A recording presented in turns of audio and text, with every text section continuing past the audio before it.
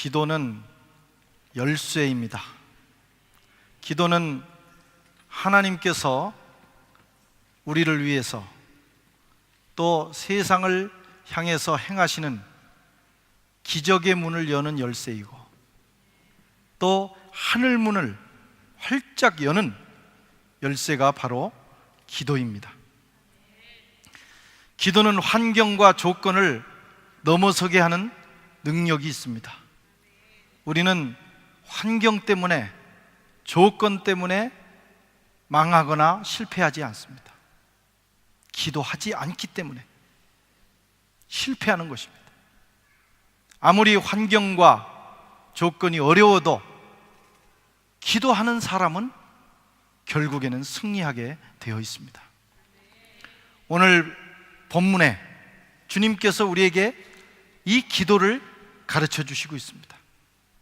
7절 말씀에 보면 구하라, 그러면 너에게 주실 것이요, 찾으라, 그러면 찾을 것이요, 문을 두드리라, 그러면 열릴 것이니라. 기도하면 되는 거예요. 아유, 오늘 또 우리 목사님이 또 뻔한 얘기 하네, 이렇게 생각하면 안 됩니다. 하나님의 말씀입니다. 기도하면 하늘 문이 열리는 거예요. 인생의 문이 열리고 하나님이 행하시는 기적의 문이 열리게 되는 것입니다. 어떻게 기도합니까? 첫째로 계속해서 기도해야 합니다. 주님은 제자들에게 말씀하시기를 구하라, 찾으라, 두드리라, 오늘 이렇게 말씀하셨어요. 구하라, 찾으라, 그리고 두드리라. 그런데 이 동사들, 여기에 사용된 동사들은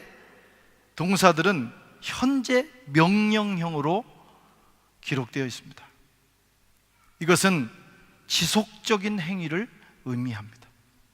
한 번 구하고 끝나는 것이 아니라 지속적으로 그 일을 반복해야 된다는 거예요. 예수님의 말씀은 이런 겁니다. 계속해서 구해라,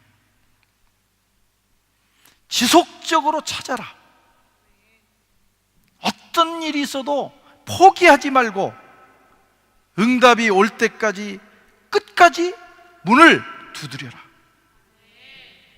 우리가 구하고 찾고 두드리는 일은 하지만 그 앞에 있는 의미, 부사적인 의미, 계속해서 포기하지 않고 지속적으로 하는 것을 하지 못하기 때문에 열매를 보지 못하는 겁니다. 하나님께서 때로는 우리의 기도를 딱 한 번에 들어주실 때도 있어요. 기도하자마자 한 번의 기도로 응답하실 때도 있습니다. 참 좋은 일이고 정말 하나님께 영광을 돌려야 될 일이에요. 그러나 많은 경우에 하나님은 기도의 분량을 원하십니다. 기도의 분량이 채워질 때 하나님은 들어주십니다. 우리가 이것을 알아야 돼요. 그래서 계속해서 지속적으로 포기하지 않고 기도해야 하는 것입니다. 언제까지? 기도의 분량이 채워질 때까지. 하나님께서 우리에게 기도의 응답을 미루시는 이유가 무엇일까? 그것은 아직 적절한 때가 되지 않았기 때문입니다. 그 때를 누가 정하는가? 하나님이 정하십니다. 그게 안타까운 일이에요. 우리가 정하면 얼마나 좋겠어요. 내가 딱 정해놓고 그 시간에 딱 응답을 요청하면 그 응답이 온다면 얼마나 좋겠어요. 그런데 안타깝게도 하나님이 정하신다. 그때를 정하시는 기준이 무엇입니까? 하나님의 기준이 있을 거 아니겠어요? 유익입니다. 유익. 그 응답을 받았을 때 우리에게 가장 유익한 그 시간, 그 순간에 하나님은 응답을 주시는 거예요. 우리가 그 응답을 기다리며 충분히 성숙해지는 그 시간, 그때까지 하나님은 기다리십니다. 응답받기에 합당한 성숙의 때가 되면 하나님은 응답을 주셔요. 사실은 내가 요청한 것보다 더 중요한 응답이 뭐냐? 그 응답을 기다리면서 믿음이 자라고 인내가 자라고 우리 인격이 자라는 거예요. 그게 더 유익한 거예요, 사실은. 그래서 그때까지 하나님은 응답을 미루시는 겁니다. 우리 하나님은 신실하신 분입니다. 그래서 자기가 하신 약속을 반드시 지켜요. 여러분 동의하십니까? 하나님이 신실하다고 우리가 고백하는 것은 그것을 믿는 거예요. 그분은 반드시 자기가 하신 말씀을 지키신다. 하나님은 전능하시죠. 그래서 못하실 일이 없어요. 우리에게 기도의 응답을 늦추시는 이유가 아직 하나님이 좀 능력이 부족해서 능력을 채울 때까지 기다리시는 게 아닙니다. 하나님은 전능하십니다. Almighty God, 모든 것을 할 수 있는 하나님이셔요. 불가능이 없습니다. 다만 아직 유익하지 않기 때문에 기다리시는 거예요. 하나님은 좋으신 분이죠. 우리에게 좋은 것을 주실 마음이 이미 넘쳐나시는 분이에요. 자기의 아들까지도 우리를 위해서 주셨어요. 그것이 저와 여러분에게 유익하다면 하나님은 자기의 아들까지도 희생하시는 좋으신 하나님, 이 하나님께 영광을 올려드리기 바랍니다. 이분이 바로 우리의 하나님이에요. 기도는 이 하나님을 믿고 그분께 올려드리는 것입니다. 성경은 기도하다가 포기하지 말라고 말씀합니다. 왜냐하면 기도를 받으시는 하나님이 이런 분이기 때문에. 기도하되 지속적으로 하고, 기도하되 계속하고, 쉬지 말고 하고, 또 사도 바울은 무시로 기도하라고 말씀하고 있어요. 데살로니가전서 5장 17절에 쉬지 말고 기도하라. 에베소서 6장 18절에 모든 기도와 간구로 하되 무시로 성령 안에서 기도하고 이를 위하여 깨어 구하기를 항상 힘쓰며. 무시로, 시도 때도 없이 하라는 거예요. 왜? 기도는 그냥 공중으로 날아가는 것이 아니기 때문입니다. 여러분, 인생을 투자해도 반드시 결과가 나오는 일에 투자해야 돼요. 기도는 바로 그런 것입니다. 그동안 기도하다가 쉬신 분들 있으세요? 실망하고 절망해서 너무 오랫동안 기다리다가 또 포기한 분들이 계세요? 올 여름에 기도를 회복하시기 바랍니다. 목사니까 늘 하는 얘기라고 듣지 마세요. 기도만이 우리의 길이 열리는 열쇠입니다. 기도하는 사람은 승리하게 돼 있어요. 끝까지 하는 사람은 반드시 좋은 결과를 거두게 돼 있어요. 가다가 포기하기 때문에 문제예요. 한번 포기했을지라도 다시 일어나는 것이 중요합니다. 기도를 어떻게 해야 합니까? 두 번째로 다양한 형태의 시도를 하라는 거예요. 다양한 시도. 구하라, 찾으라, 두드리라. 주님은 여러 방식을 말씀합니다. 기도의 형태와 방법은 여러 가지예요. 한 가지 배우고 이게 다라고 다른 것들을 무시하면 그 무식한 겁니다. 주장해서도 안 됩니다. 사람과 환경, 문화에 따라 다양한 형태의 다양한 기도가 나올 수 있어요. 사람도 기질이 다 달라요. 그래서 어떤 사람은 어떤 형태의 기도가 맞고 또 다른 형태의 기도가 맞는 사람이 있어요. 그래서 기도의 방식과 형태가 여러 가지입니다. 얼른 생각나는 걸 제가 적어보니까 이렇게 돼요. 묵상기도, 통성기도, 철야기도, 새벽기도, 화살기도, 금식기도, 침묵기도, 방언 기도, 찬양으로 드리는 기도, 말씀 기도, 또 어떤 사람은 기록하는 기도도 있어요. 연필을 들어서 노트에 기록해 나가면서 기도합니다. 하나님은 그런 우리의 모든 기도를 들으셔요. 사람들은 자신들의 경험을 절대화하는 경향이 있어요. 그래서 자기가 배우고 경험한 기도의 형태만 바르다고 생각하고 자꾸 다른 사람의 방식을 비판합니다. 넓어져야 되고 열려야 됩니다. 그래 영적으로 그래야 넓어지고 깊어지는 거예요. 얼마 전에 프랑스 목사님과 식사를 하면서 이런 질문을 받았습니다. 왜 한국 교회 교인들은 목소리를 크게 내느냐? 몇 번 묻더라고요. 왜 목소리를 내느냐?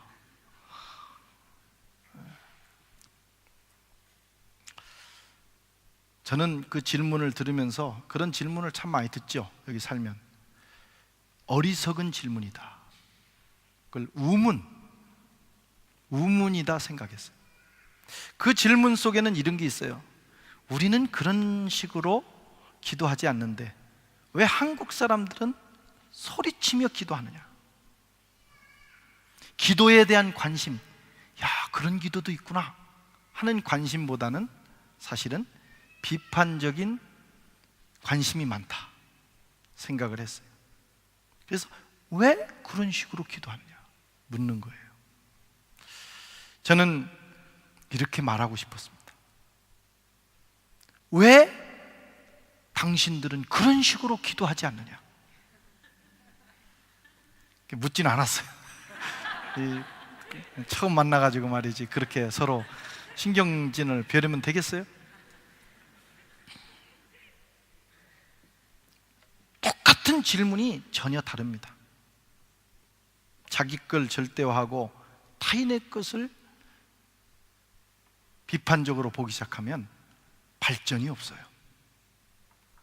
내 방식도 있지만 당신의 방식은 그러니 그것도 배우고 싶다. 열린 마음으로 나갈 때 여러분 영적 생활, 기도도 발전하는 겁니다. 혹시 그렇게 여러분 하고 있지 않습니까? 나는 기도는 이렇게 해야 돼. 반드시 이렇게 해야 돼. 절대적으로 이렇게 해야 돼. 다른 사람들은 다 틀린 거야. 그런 마음이 없느냐 이거예요. 그래서 발전이 없는 거예요. 다양한 기질과 다양한 문화와 환경을 가지고 살아가기 때문에 기도도 다양한 방식이 있다. 그래서 제가 이렇게 부드럽게 대답을 했어요. 서구인들은 이성적인 부분을 강조한다면 우리 한국 사람들은 감성적인 사람들이다.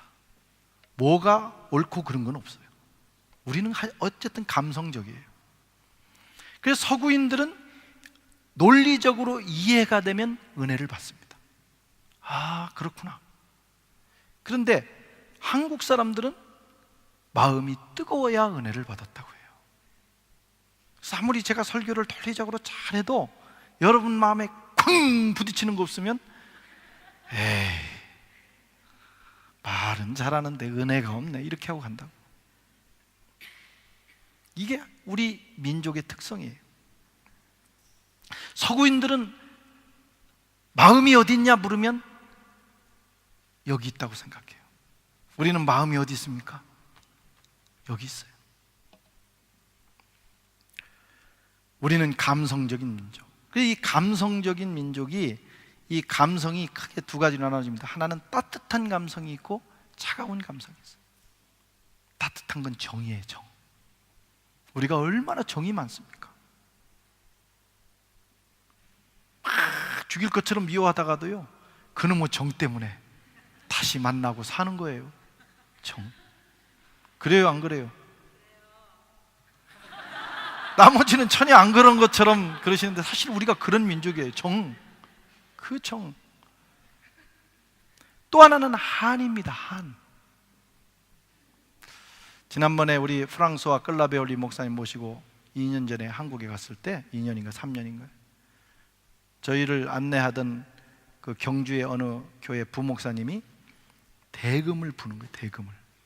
나는 그 안내해 주시면서 우리 대금 서비스를 하는 걸 지금도 잊을 수가 없어요. 그런데 이 목사님이 그 대금 소리를 들으면서 한을 느낀다고 그러더라고요. 이제 처음에는 한이라고는 안 했고 뭐 그런 게 있대요. 그래서 그게 한이냐 그랬더니 프랑스어 목사님이 한이다. 그분이 지금도 한국말 한마디 합니다. 한. 대금 속에 막 흐르는 그 한, 그건 우리 민족만이 가지고 있는 절절한 그 감성이에요. 그래서 우리는 기도할 때도요, 물론 서구인들보다 더 깊은 묵상의 세계로 들어갑니다. 한국 사람이 말 안 하기 시작하면요 진짜 안 합니다. 가지 안 해. 며칠이고 산속에 들어가서 깊은 명상의 속으로 들어가는 것도 우리 동양 사람들이에요. 그런데 표현도 우리는 정말 감성적으로 합니다. 그래서 누가 큰 어려움을 당하면 이분들은 아주 이렇게 눈물을 삼키지만 우리는 막 쏟아놔야 되는, 그래야 시원하고 그래야 치유가 되는. 기도도 그러는 거예요. 찬양도 그래서 뜨겁게. 그래서 우리 한국 교회의 예배와 기도 속에는, 모든 순서 속에 이 감정, 우리가 말씀을 이성적으로 이해하는 부분과 더불어 하나님을 향해서 우리의 감성을 표현하는 단계를 집어넣은, 우리 교회는 마지막 찬양 시간이 그 시간이에요. 그렇게 해야 한국 사람들은 영적으로 시원하고 뭐가 뚫렸다 그러고 은혜 받고 가는 거예요. 그게 우리입니다. 그래서 우리는 그런 식으로 기도하는 거예요. 그렇다고 우리 한국 사람들이 서양인들의 영적 생활을 함부로 비판해서도 안 됩니다. 그분들은 그분들에게 맞는 방식이 있는 거예요. 그걸 서로 이해하고 용납하고 공유하면 여러분 영적으로 풍성해집니다. 금식하며 기도하고 싶습니까? 불어에 그런 말이 있어요. 뿌꾸 아빠? 안 될 게 뭐가 있어요? 나는 철야기도 하고 싶다. 뿌꾸 아빠. 에이, 미쳤어요. 하나님도 주무셔야지. 밤새워서 그렇게 기도하면 이상한 신앙. 그렇게 말하면 안 된다 이거예요. 밤새워 기도할 사람은 해야 되는 거예요. 나는 깊은 침묵의 속으로 들어가 기도하고 싶다. 뿌꾸 아빠. 교회가 뭐 절간입니까? 그렇게 기도하고, 그렇게 말하면 안 돼요. 나는 소리치고 뒹굴면서 기도하고 싶다. 그런 사람 그렇게 해야 됩니다. 물론 예배 시간에 막 소리치고 둥글면 안 되겠지만, 그런 분은 집에 들어가 문 다 걸어놓고 하나님 앞에서 막 소리치고 뒹구는 거예요. 그거 절대로 하나님이 나무라시지 않습니다. 반면에 어떤 분은 나는 우아하게 멋진 자태로 기도하고 싶다. 그래서 딱 앉아서도 어떤 사람은 흔드는데 나는 흔들 수 없어. 기도. 그것도 가능한 거예요.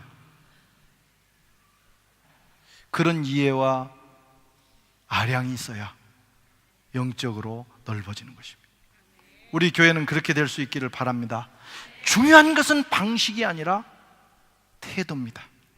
마음입니다.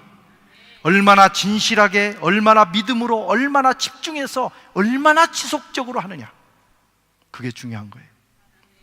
예수님은 오늘 3가지 기도를 말씀하셨어요. 구하라. 일반적인 기도의 형태예요. 우리의 소원을 하나님 앞에 아뢰면 하나님이 들어주신다는 거예요. 찾으라, 적극적인 기도입니다. 이미 하나님이 응답해 주신 줄 알고 삶의 현장에서 부딪히는 거예요. 찾아 나서는 거예요, 응답을. 두드리라, 아주 절정에 들어가는 기도입니다. 제가 군대 생활할 때 우리 부대의 구호가 안 되면 되게 하라. 이게 제정신을 가진 구호라고 할 수 없어요. 안 되는 걸 어떻게 되게 합니까? 그런데 안 되는 것도 되더라고요. 그 정신이 중요해. 이 마지막 기도는 그런 것이 아닌가. 안 되게 돼 있는데 되도록 만드는 것이 기도라는 거예요. 그런 기도도 있어요. 적당한 선에서 포기하는 기도가 아니라 응답이 오는 순간까지 끝까지 하나님 앞에 매달리는 기도. 하나님의 마음을 바꾸는 기도가 있어요. 야곱이 그랬고 모세가 그랬고 히스기야가 이런 기도를 드렸어요. 야곱은 약복강에서 자기의 환도뼈가 부러지는 아픔을 겪으면서 기도하여 자기 인생을 축복의 길로 만들어놨어요. 할렐루야. 모세는 내가 내 백성을 완전히 쓸어버리고 이제 새로운 민족을 만들겠다 하시는 하나님의 그 분노를 기도를 통해서 바꿨어요. 하나님의 심판을 막는 기도를 드렸어요. 히스기야는 이미 하나님이 정하신 히스기야의 천수, 연령, 이제는 죽어야 하리라. 그는 하나님 앞에 엎드려 기도함으로 하나님의 마음을 바꾸고 15년을 더 살았어요. 여러분, 이런 기도도 있습니다. 중요한 것은 기도해야 된다는 것입니다. 더 중요한 것은 끝까지 기도해야 된다는 것입니다. 여러 가지 내가 할 수 있는 모든 방식을 가지고 기도해야 합니다. 기도하다가 이것저것 따지지 마세요. 중요한 건 안 하는 것이 문제예요. 어떤 방식이 문제가 아니라 기도하지 않는 것이 문제입니다. 방법을 배우시고 더 넓혀가시고 한번 기도에 여러분의 인생을 걸어보시기 바랍니다. 물론 제가 여기 앞에서 없는, 하나님 말씀하시지 않은 걸 가지고 사기를 친다 이렇게 생각하시는 분은 안 하셔도 괜찮아요. 정말 이게 하나님의 살아계신 말씀이라고 믿는다면 기도를 결단하시고 해보시기 바랍니다. 어떻게 기도해야 되느냐? 세 번째로 소망하면서 기도해야 합니다. 11절 말씀 같이 읽겠습니다. 너희가 악할 자라도 좋은 것으로 자식에게 줄 줄 알거든 하물며 하늘에 계신 너희 아버지께서 구하는 자에게 좋은 것을 주시지 않겠느냐. 아멘. 기도하는 사람에게 가장 중요한 마음과 자세는 응답을 기대하는 마음입니다. 응답을 소망하는 마음이에요. 여러분, 하늘 아버지는 좋으신 하나님이신 줄 믿으십니까? 사실이죠? 아들까지 주신 분, 성령을 보내주신 분, 우리를 위해서 천지를 창조하신 분 아닙니까? 얼마나 좋으신 분이에요. 기도는 그분께 하는 겁니다. 우리에게 가장 좋은 것을 주시기로 작정하신 분, 그분께 드리는 거예요. 그래서 우리의 기대와 소망이 헛되지 않습니다. 주님은 너희가 믿음으로 기도하라. 그러면 응답을 받을 것이다. 그렇게 가르치셨어요. 믿음이 뭡니까? 뭘 믿는 거예요? 하나님은 좋으신 분이라는 걸 믿는 거예요. 그분께서 우리에게 유익한 응답을 주실 것이다 하는 걸 기대하고 소망하는 것이 믿음입니다. 그 믿음 없이 기도하기 때문에 응답이 없는 거예요. 마음에 소망을 품어야 돼요. 하나님은 반드시 가장 유익한 때에 응답을 주신다. 할렐루야. 성도 여러분, 열왕기하 13장에 보면 이런 얘기가 나옵니다. 엘리사가 이 세상의 삶을 다 마치고 이제 하나님 품으로 가야 될 시간이 됐어요. 엘리사가 그것을 알고 자기의 임종을 준비합니다. 그런데 이 북왕국 이스라엘의 엘리사를 의지하면서 나라를 통치하고 있던 요아스라는 왕은 엘리사의 죽음을 아직 받아들일 준비가 되지를 않았어요. 왜냐하면 엘리사는 이 요아스에게 있어서 국부, 나라의 아버지와 같은 사람이고, 또 군사라고 하죠. 삼국지에 군사, 군대의 스승입니다. 모든 지혜를 그에게 얻는 거예요. 유비가 제갈 공명을 통해서 모든 전쟁의 아이디어를 얻는 것처럼 그런 군사와 같은 사람이었기 때문에 엘리사가 하나님 품으로 간다면 나라를 통치할 자신이 없었어. 그래서 그는 이렇게 외칩니다. 열왕기하 13장 14절에 엘리사가 죽을 병에 들매 이스라엘 왕 요아스가 저에게로 가서 그 얼굴에 눈물을 흘리며 가로되 내 아버지여 내 아버지여 이스라엘의 병거와 마병이여. 통곡을 한 거예요. 이런 말입니다. 내 아버지여 엘리사여, 이제 당신이 떠나가면 나와 이스라엘은 어떻게 하는 겁니까? 큰일 났습니다. 엘리사의 마음이 아팠어요. 그래서 그가 이 요아스 왕이 살아갈 길을 가르쳐 줍니다. 그가 말하기를 열왕기하 13장 15절 상반절에 활과 화살들을 취하십시오. 왕이여 활과 화살을 가지고 오세요. 그래서 그가 가지고 왔어요. 그랬더니 엘리사가 그 왕의 손에 손을 얹고 축복합니다. 하나님의 축복이 그의 손에 임했어요. 그리고 말하기를 왕이여 이제는 저쪽에 있는 동편의 문을 여십시오. 그래서 요아스 왕이 동편문을 열었어요. 그때 말하기를 이제는 왕이시여 이제는 당신이 가지고 있는 그 화살을 가지고 저 창문을 마음껏 내리치십시오. 그랬더니 이 요아스가 그 창문을 화살로 내리치는데 3번을 치는 거예요. 그때 엘리사가 버럭 화를 내는 겁니다. 아니 왜 3번만 치는 겁니까? 6번, 7번, 여러 번 칠 수 있는 거 아닙니까? 당신이 3번만 쳤으니 앞으로 아람 군대와의 전쟁에서 3번만 이길 것입니다. 그리고 그는 자기의 임무를 마치고 하나님 나라로 갔습니다. 그 말대로 역사가 이루어집니다. 3번 쳤기 때문에 3번 승리하는 거예요.